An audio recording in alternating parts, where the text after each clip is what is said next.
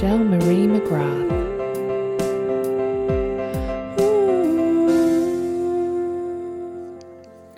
Hi, and today I'm very happy to be speaking to Melanie Notkin. Melanie is a media entrepreneur, author, speaker, marketer, and a leading voice of childless, often single women. She is the founder of the Savvy Auntie lifestyle brand. She's also a national best-selling author of the book Savvy Auntie, the ultimate guide for cool aunts, great aunts, godmothers, and all women who love kids, and Otherhood, Modern Women Finding a New Kind of Happiness. You can find out more about Melanie's work at melanienotkin.com. So welcome, Melanie. I'm so happy to talk to you today. Would you be able to share with us a little bit first about whether you've not had a child due to personal choice or through circumstance? Michelle, thank you so much for inviting me onto your show. I'm thrilled to be here. I did not have children and have not had children because of circumstance. I always wanted to find love, get married, and have a child with that man, and yet I remain single. I'm recently 46 and always expected to have found that love and would not settle for lesser love. Unfortunately, while I hedged my bets hoping that would happen before my fertility waned, alas, I have remained without a child. Yeah, and so, Melanie, this seems to be part of a rising phenomena, wouldn't you agree, in like women in our age group that, you know, would be maybe very open to that, like you say, but they just don't seem to be able to meet kind of an appropriate partner. So it's kind of, I've heard this a lot referred to as social infertility in the last couple of years. And what do you think are some of the reasons for this? Yes, indeed. I use the term circumstantial infertility, the pain and grief over not having a child because you don't have a partner with whom to have that child, and you would prefer to have a child with a partner. It actually is a global Western trend. I mean, here I am in New York City, and you're in Australia, and there was a 15-page feature in De Morgan, the largest daily in Brussels, just this past weekend for Mother's Day on Otherhood, the title of my second book. It's certainly a global phenomenon. I think part of it has to do with the fact that women today, our generation, the daughters of the feminist movement, born in the 60s, 70s, 80s. Imagine we'd have the social, economic, and political equality our mothers didn't have when they were born, but naturally we'd have the husband and kids that they did have, plus the education and the financial stability and independence. Alas, many of us have not been able to find that love, and I think it's partly because of perhaps the more even split in education and in financial strength and ability. That may cause some issues from the male perspective, men who want to feel that they are the Lone Ranger in a way at home, meaning they're the ones taking care of the family themselves, and or a woman wants a man who is at least an even partner when it comes to education and financial support. Yeah, I think you're so right. And I hear this a lot from, you know, some of my own friends and peers who I know so many women who are running their own business. They're highly educated, gorgeous people, have got so much going for them, amazing women. And yet, yeah, they really struggle to meet a man who they feel can kind of connect with them and meet them really at the same level.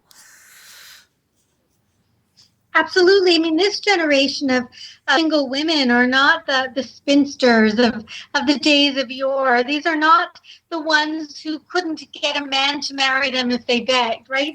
On the flip side, these are among the most well-educated, most financially successful, often the most fit and fabulous. I mean, these are the A-plus women who can't find a match. And it's not because we're too picky or we won't, we think that anything less than us is settling or whatever people say, but often it's just that we want to have a partner who challenges us, who supports us, and who we feel is somebody who adds value to our life and to our family, and doesn't necessarily pull us down. That's right. And I suppose in that, like you say, that would need to be a man who's also very sort of self-confident and sure of himself, who doesn't feel threatened in any way. Well, that there's no question about that. You're absolutely right, and also, frankly, on the women's side, we've also been told and believe and to some degree agree that in order to be equal to men, we had to become a little bit more like men.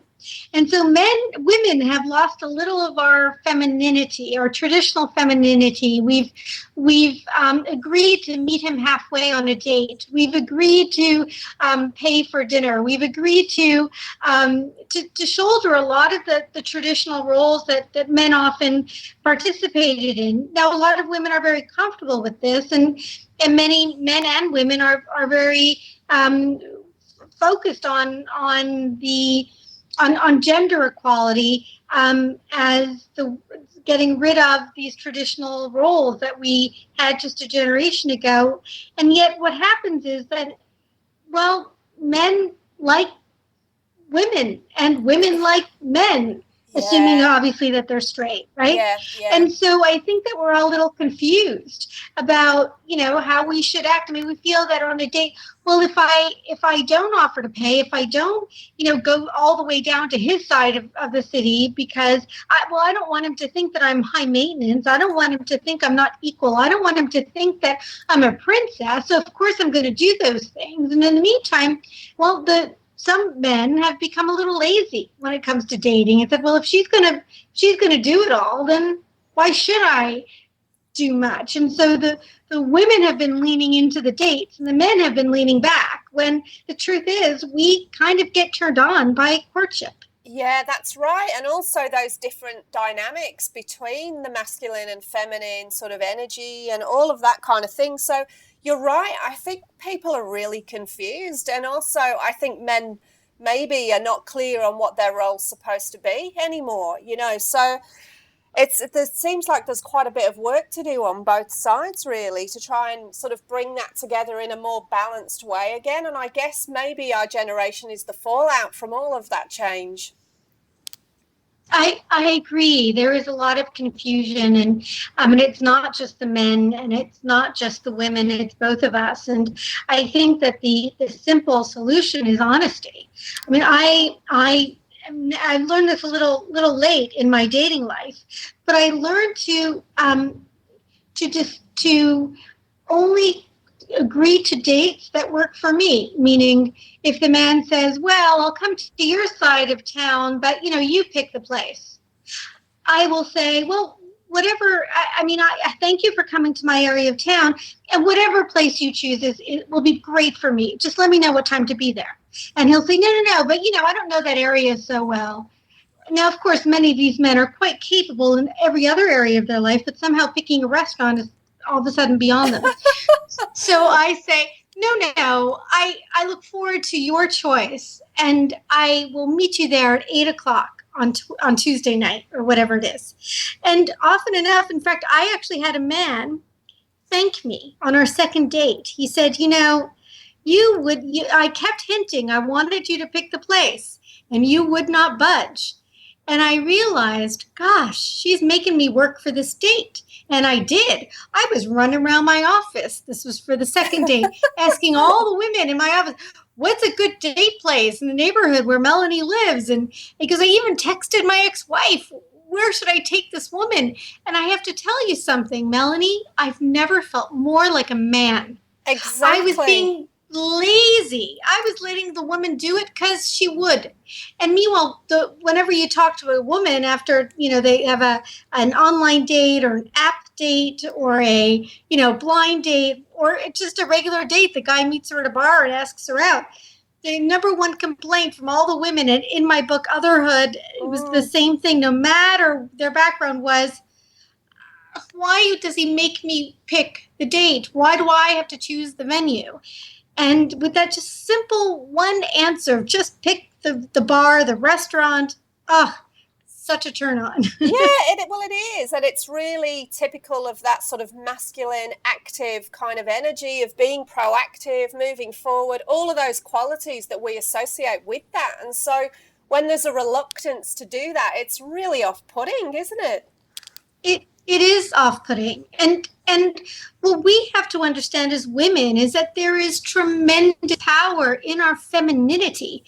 If there wasn't such great power in our femininity, there wouldn't be such male misogyny, right? Yeah. Because it would be so scared of us. It's actually our femininity that is much more threatening to men than our masculine energy, right? Yeah, totally. We need to use that femininity, and I don't mean it in a sexual way or perverse way. I just mean just let him lean into the date, lean back. Because you know what, as women, we do so much during the day. We're nurturing everybody. We're nurturing our coworkers, above us, below us, and around us, our parents, our nieces and nephews, our friends. Many of us, especially single women and men, are more likely to be the ones who are volunteering, doing charity work. We are nurturing our pets, everybody, all day long. All we want to know is, I'll be there at 8. Exactly. Gosh, you think it doesn't have to be that hard, surely. Right? And yet somehow it's become so difficult. Yeah. And so was it, as a result of all of this, and obviously you've been researching this very much, and you're, with your writing and your work, and you're connecting with all of these sorts of women, in New York where you live. And so is that how Savvy Auntie, your business, came about? Actually, Savvy Auntie came about before Otherhood and this discussion. It came about, I had the idea in 2007, and I launched SavvyAuntie.com in the summer of 2008. Can't believe it's nearing 7 years. And it was because I was then in my late 30s, and again, had always expected to be married and have kids by then. And the most important people in my life, my nephew and nieces, I didn't know what to do for them. I mean, obviously, I knew the basics. I have a very strong maternal instinct, but I didn't know what they were into. I didn't know all the things that all the parents were talking about. All of a sudden, a mother has a baby, and a woman has a baby, and has a whole new language and a whole new society. And women who love the children in their lives, their nieces and nephews by relation and by choice, godmothers, etc., can feel left out. And yet here we are spending a good deal of our life without children, because when women do finally find that man or decide to have a baby on their own, or find that woman and have children, it's much later than it used to be. And so here we are, able, ready to help. And so I thought we needed a community just for us. And so that's how that was born. And I'm a marketer by trade. And so I knew that there was a business in there, because if we look at the demographic and the spending power of this group of very child-loving women, the two together made for a perfect match. Yeah, and so obviously there is an International Aunties Day each year, and so what's the date of that? It's always the fourth Sunday in July, since I established it in 2009, and so this year it's Sunday, July 26th. Wow, okay. And so what do you sort of typically do on that day, and sort of what are you talking about in your community? What do you do to celebrate on that day? Do you have the day with your nieces and nephews, or how does that work? Well, just like Mother's Day, it's a day to honor and celebrate the aunt or godmother in a child's life. Sometimes the aunt doesn't live near the nieces or nephews. Sometimes the nieces and nephews are at camp, or sometimes they have 2 or 3 or 4 sets of nieces and nephews all over. And so it's really up to, frankly, the families to decide how to dote on their aunt that day. And it could simply be a Skype call if that's the best way to communicate. It could be a card. It could just be a hug. Whatever it is, it's just acknowledgement. It can be a text from your sister to say, hey, I just want you to know how much we appreciate all of your generosity. We love you. Yeah, that would be enough. It's a lovely idea. And one thing that really jumped out at me is when I was reading your book, Otherhood, which is a great book, which I found really interesting. And I noticed, because obviously we hear the terms child-free and childless used a lot, talking about whether it's through choice or circumstantial. But I really loved the word that you used of child-full. So can you share with us like your definition of that and how you sort of, thought about that? Sure. Thank you for asking. I struggled at first with this word, childless and child-free. So childless is the generic term for a woman who doesn't have children. And some women and men push against it because they say it has the word less in it, and nobody wants to feel less than, and that's completely understandable. Child-free is the implication is that one is free of children. These are women and men who've decided that they don't want to have children, and often it's a very sure decision. There's no gray there. They are child free, and I don't feel I'm child free. I would have loved to have had children, and I know that I have children in my life, and yet I do have that issue with the term childless, although I'm okay with it as a generic term. So childful, meaning I'm childful because my life is full of children I love, sounded very positive. And most women who have a child in their life would agree with that term.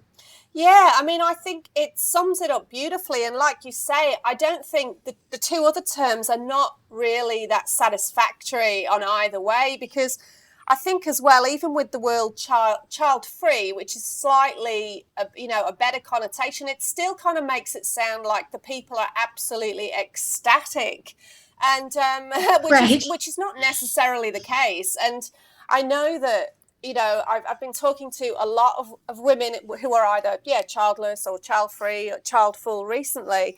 And for all of them, regardless of how that's come about, it's been a big decision. It's usually been something that's revisited multiple times. It's not necessarily always been clear cut. And even if it is, it's still been something that they've, checked in regularly about. So it's kind of, it's one of those things that I don't think it's that straightforward. And even it seems that this particular, demographic have obviously given it a lot more thought sometimes than somebody who has had children, so it's a really interesting time, I think, for this whole, for this sort of whole demographic of people, Melanie. Well, and that's why I titled my book Otherhood, because it's not motherhood, and yet, as you've read the book, and so that it does get existential, and that, I think that now we have this, whereas the feminist movement and even Simone de Beauvoir before the modern feminist movement and feminists before that talked about the idea of being second to man, that woman is other to man, and that equality would mean that we are no longer other, that we are equal to, and so otherhood. Childless women often feel other to mother. We often feel usurped by what I call the momopia, the myopia of looking at as mother is the only natural, normal way to be a woman. And so I think that our next stage of liberation, of feeling equal, of our own sort of equality movement is to show that we are equal to mother and that we are not other to mother. Yet it is, for now at least, a good way to show that we are fighting for that sense of equality. Yeah, and also just the importance of supporting all women in their choices, regardless of what they are, and acknowledging that, Yes. each life is equally important and valid. And, really, I suppose, and this is a lot of what you're doing in your work, it's really important for us to, as much as we can, let go of these outdated stereotypes that are really quite damaging and just not, not appropriate. There's a lot of misconceptions that are just not valid.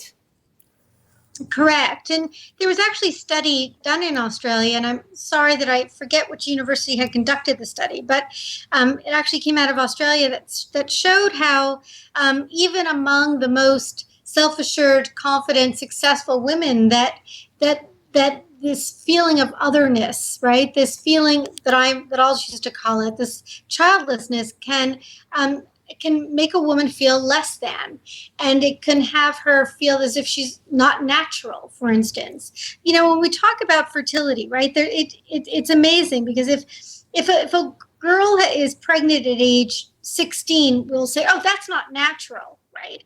And if a woman is pregnant at 45, people will say, well, that's not natural. Yeah. It's like she only has between the ages of 20, really, let's be honest, 22 and 38, where the world will say, okay, those few years, okay, that's okay, but before that and after that, that's not natural. And people are deciding for us what is the most natural way to become mothers and when to become mothers, and that's a lot of pressure on a woman who's not necessarily responsible for her circumstances. Absolutely. And really, I suppose we are hearing more about women who are sort of leaving it till later on if they can. So, there are more women having children in their 40s now. Um, so it's just that thing of, well, it's whatever is natural for you and for your body and your life. And again, just sort of like really getting rid of all these sort of stereotypes and limitations. Correct. And I think one of the stereotypes, I don't know if it's like this there, but the term career woman. Yeah. Oh my It's goodness. Like, you it's don't say career man, do you, to a guy? Oh, are you a career exactly. guy? Right, as if there's no assumption that a man has to make it, that a man has chosen either to have a career or to fall in love, get married, and have children. But for women, it's like, well, she's single at 40. Oh, well, she's a career woman, as if as if she fell in love. The guy got down on one knee, proposed, and she said, "Oh, darling, I have a conference call." And women are not freezing their eggs, as some people say, so to get the corner office when they're 45. So they'll freeze their eggs 20. Or women are freezing their eggs in their mid to late 30s, even 40 plus, in order, if they still viable eggs, in order to, it's insurance not for their career, but for their fertility, so they can have a child once they find the man. They're not spending all this money, and it's not free, at least not here in the US, to freeze your eggs and to keep those eggs frozen in storage, and then the IVF you need in order to connect those eggs with sperm, right? This is not a cheap, No, go to the store no. and get a dozen eggs kind of project. And so women are not doing this to save money so that they'll make more money. I mean, it doesn't, it's just so fallacious, this idea. So this career woman thing, yes, sure, of course we love our careers. Why wouldn't we? Of course, and we have no second income. Most of us are single. So this whole career woman thing, it's anachronistic of the 1960s, when if a woman did work, especially a white collar job, and she was very successful at it, that was a career woman. But today, married mothers work. Yeah, yeah. And it's really interesting you talk about women freezing their eggs. I have to say, it's not something that's I've ever heard anyone really talk about here. I mean, yes, you hear of people that are having IVF, but I think it's just a topic that, I don't know anyone that would mention about freezing their eggs or who has done that. So I don't know whether it's something that's more common in the States or whether it's just that it's spoken about more openly, because I was very interested in reading that section in your book where you're talking about, like, women who are doing that and how the age is getting younger and all that kind of thing. I mean, it's just fascinating. But like you say, it's not a cheap exercise. It's not a cheap exercise. And in fact, here it was interesting.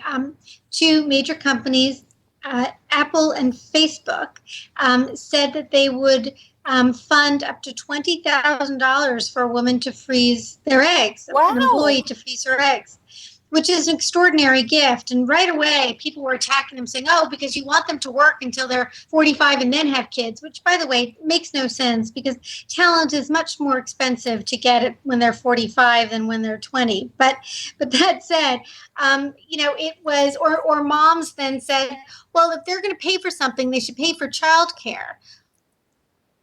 It was completely obliterating the idea that women are trying to preserve their fertility. It's actually quite a gift, a $20,000 gift, so that a woman could freeze her eggs once and contribute to the second round, because often enough it takes more than one round. In New York, it's about $15,000 per round to freeze these eggs. So, but yes, it's become quite a progressive idea here in the U.S. Sadly, I was a little too late when egg freezing became something that was truly viable, meaning the investment would produce viable embryos later down the line. I was already over 40, and so it didn't make sense for me. But yes, women in their 20s and 30s are doing it. And what I don't want to see happen is that men assume that a woman should do it in order so that he can prolong his parenthood. Yeah, and I suppose on the other end of the scale as well, I know it's kind of interesting. I think, there was a comment of your book in this of what I think it's fascinating, this whole of when people start dating as well, that, the man immediately assumes that, well, she must be desperate for a child, Right. From like the first date. Yes, I call it the dating Bermuda Triangle. Women are between the ages of 35 and 40, more or less. Men just, oh, well, she's 37. She's probably desperate. And, and the truth is she is feeling, it's tough. I mean, she knows with each month, she's a month closer to not having a child, and it can be scary, but the men are not very sympathetic.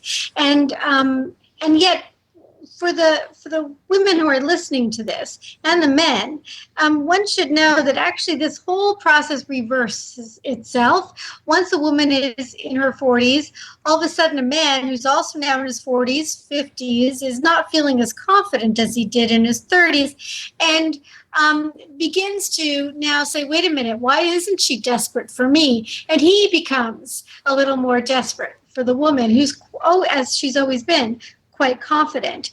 So yes, there is this assumption that a woman is desperate, and frankly, she may have moments of feeling desperate. However, the women of the Otherhood will never settle for a lesser love. If they were to have done that, it would have been at age 22 when their eggs were much fresher. Well, exactly, absolutely. And so what do you think is the way forward in, with this? Obviously, we're kind of experiencing quite this phenomena in our time with this sort of group of women. And so how do you think I don't know whether it's improving communication between men and women, or how do you think we sort of address this?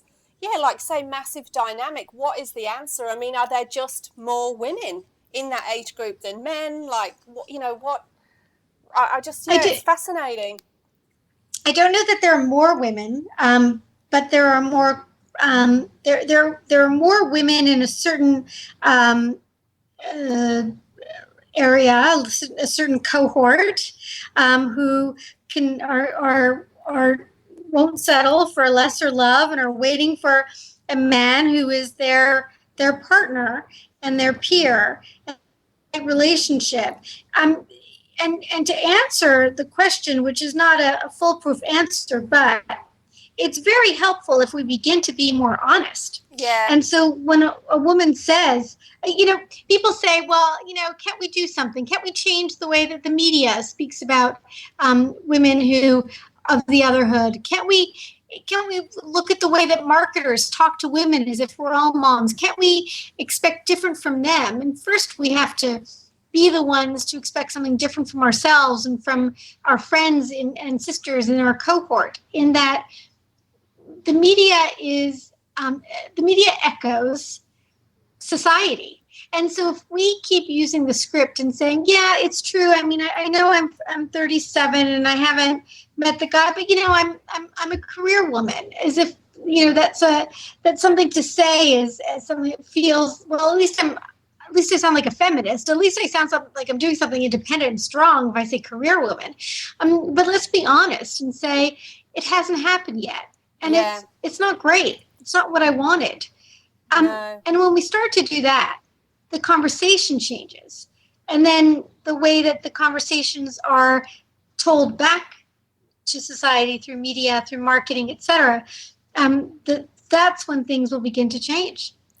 And I think, like, the purpose of this podcast and speaking to, amazing women like yourself was to really highlight that there are, so many women who are leading very fulfilled lives, creating other things for themselves when they've come to a point where either they didn't choose to have children by choice, or whether, like yourself, it's just not happened. It's just been one of those things, but it doesn't mean that, they are leading this meaningless life, which is really not the case. Okay. So it's really trying to show different examples and say, look, women, motherhood, being a mother and a wife is one path, yes, but there are also many others.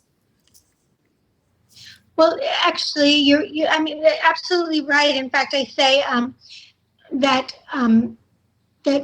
babies are born from the womb. Maternity is born from the soul, and there are many ways to mother. Yeah. And whether because you're a Savvy Auntie or you volunteer, go to Africa and volunteer with children, however you support children locally and around the world, your family, your friends, etc. That's part of being, part of the family village. And also, I will say that without question, Michelle, this is not the life I expected. Yeah. But it is in many ways a life beyond my expectations. I am doing things I never expected I would do. I'm having a conversation with you and your wonderful listeners in Australia, here in my New York City apartment.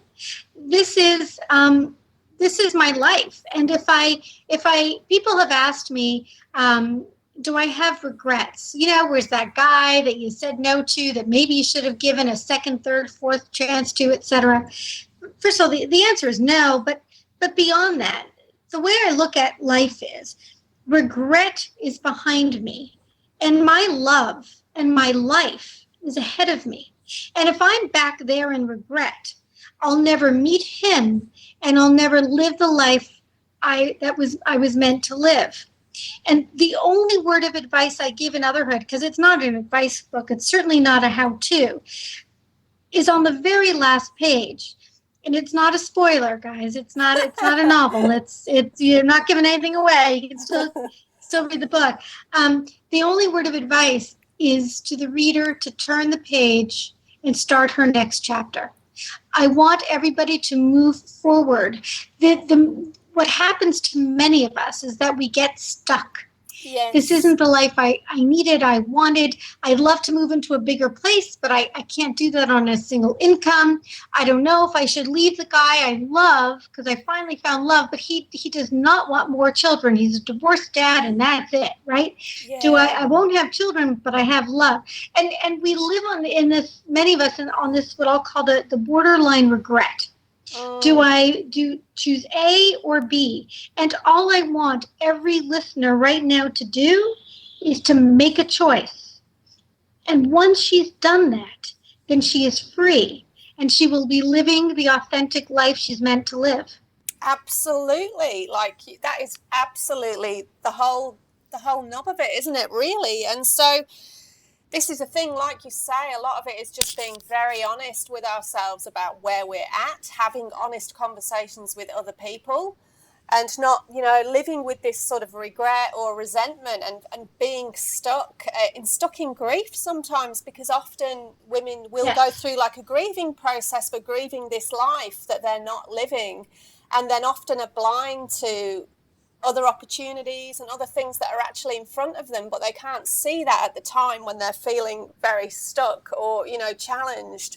So it is a process. And, I'm sure that you've moved through lots of different questions and beliefs and all of that in your, process of going through this. Like you say, it's not the life you were expecting, but it's far beyond that, and probably, like Yes. very rich and much more expansive than you were maybe anticipating.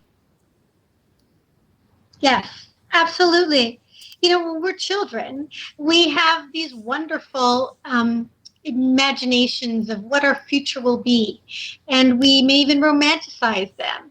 And I don't just mean with a man or woman, but just we just think, oh, I'll be an astronaut. We imagine ourselves on the moon. I mean, that's obviously a lofty goal, um, but we do that actually today as adults. We don't let go of what our imagination had decided our life would be. And if we realize that imagination is talking to itself, it's in a different room, and that right now, right here, if we look at ourselves in the mirror, we see our true selves in our lives. And if everybody listening right now who's feeling stuck, was feeling like this isn't the life that they want, that they just want to meet the guy, they just want a baby, what's going on? Just write down 10 things that they appreciate about themselves, about things that they've accomplished, about the life that they have, about the people in their lives. Just 10 things, and they'll realize, wow, actually, once I got to 10, I could keep going and going and going, instead of the list that we often write, which is what's missing. Yeah. And that's not a good list to live in. No, and it's like, it's that thing of the more we acknowledge and appreciate, the more that we see to acknowledge and appreciate, and the more abundant we feel, and, the more gratitude. And so, of course, then we continue to attract and see more of these great things that are in our lives. And so, Melanie, who would you say are your most inspirational role models of women? Have you got any women that you think, wow, she's really inspiring? Yes, I do. So first, I would say Diane von Furstenberg, who I've never met but would love to meet.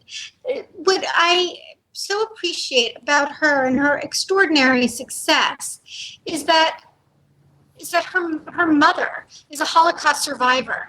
Wow. And her mother told Diane that she was literally born out of the ashes.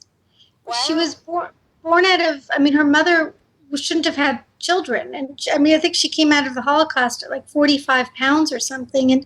And here, look at the life that Diane has created for herself and her children, and for so many of us who love her style and her clothing and her brand. And so to realize that no matter how low you feel, that there are women like Diane who literally are born out of the ashes.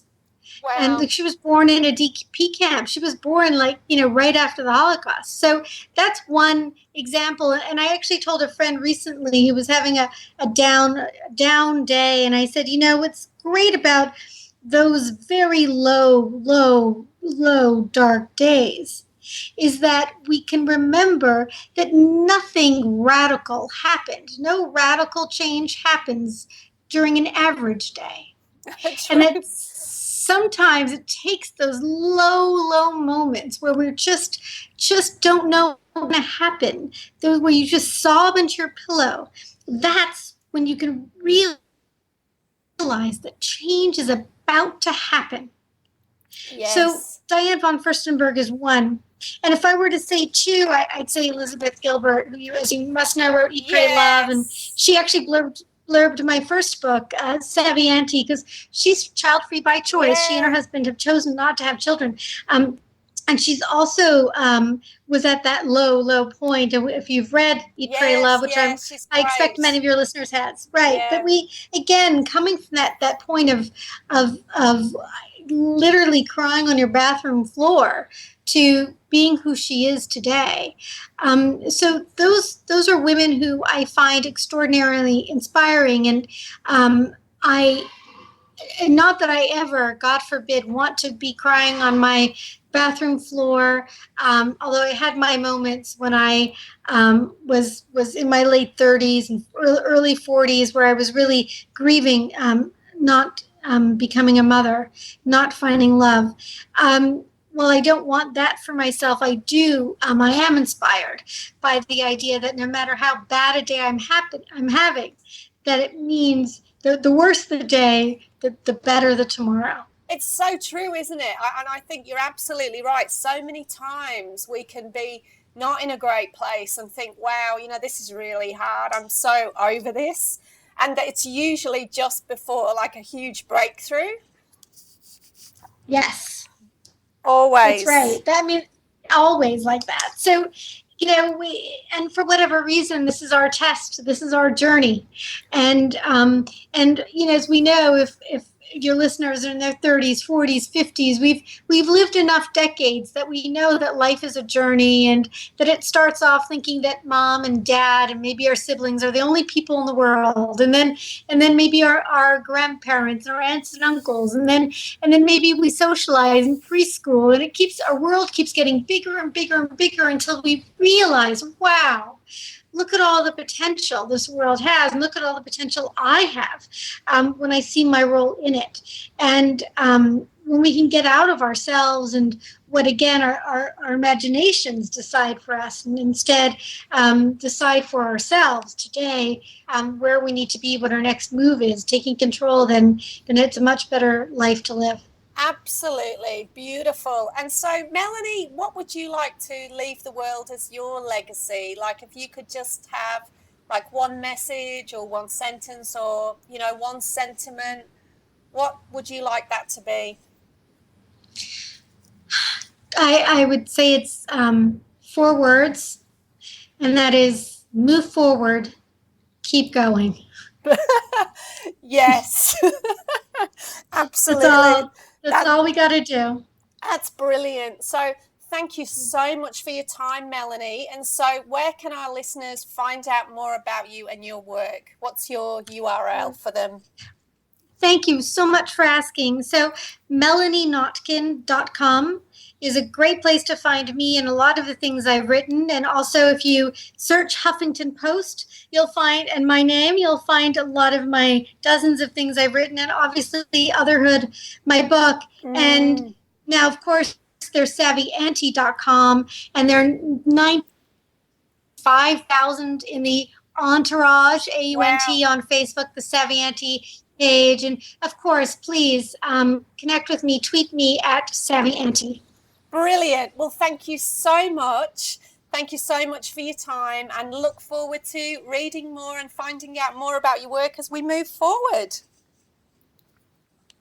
And keep going, Michelle. Thank you so much for the work that you're doing, and for connecting all of your listeners to the voices that you're sharing with them, to your voice, and of course to each other. So I hope that this connects with your listeners, and I look forward to hearing from them. Thank you.